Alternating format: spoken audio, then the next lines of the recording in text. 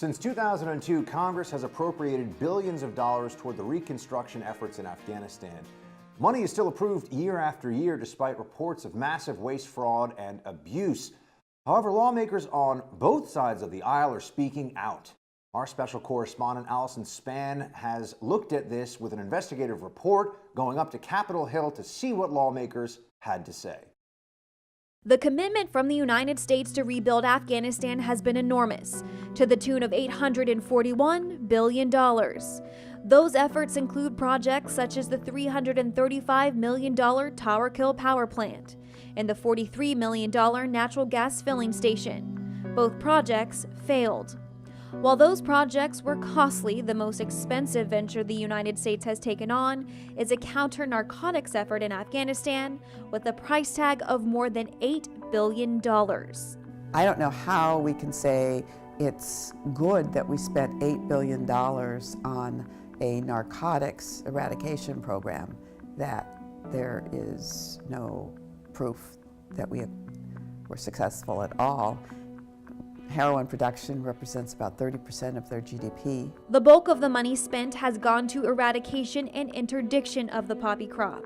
But the reality is that the amount of opium seized over the last 10 years amounts to only 5% of the opium produced in Afghanistan in just 2017 alone. We spent $8.7 billion eradicating them.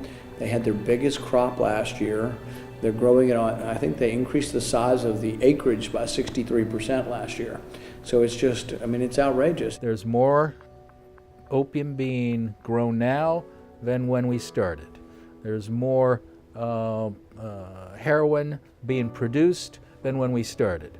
There's more heroin being exported. There's more profits from the heroin going to the Taliban and to the other terrorist groups than when we started. So if you apply all the tests, we failed. Similarly, the U.S. funded a $34.3 million soybean program in Afghanistan that, according to the Inspector General, was also a failure. We tried to force feed soybean production down the mouths of Afghanis, and lo and behold, they don't like soy. And so that whole effort was for naught. Nothing has been done appropriately. So whatever we're spending is too much. Does Congress have any responsibility?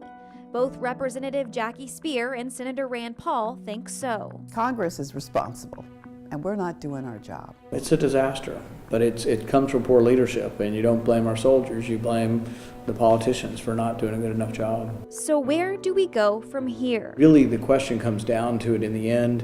You can try to cut out waste, but maybe we've been there too long, and maybe we have problems here at home that need funded, schools, roads, you name it, that are underfunded in our country, but we're spending about $50 billion a year trying to build stuff in Afghanistan. I don't agree with leaving Afghanistan entirely. I think our presence there should be reduced. I think that the support that we provide the Afghan government should be limited. And I think our efforts in terms of reconstruction need to be shut down.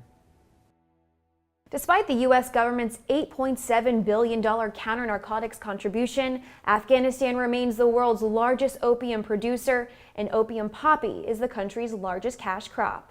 Allison, really important report here. What can we expect next in your series? So tomorrow we're going to be talking about the military side of things, and we're actually going to be discussing the issue of stolen fuel. So as you know, fuel basically runs all of these military bases in Afghanistan. And so far we have had $154.4 million worth of fuel stolen from these military bases. And in some cases, our own military members were the ones who were doing the stealing and selling off into the black market. So we're going to be delving into that tomorrow. Looking forward to that deep dive. Thanks so much, Allison. Thank you. Appreciate it.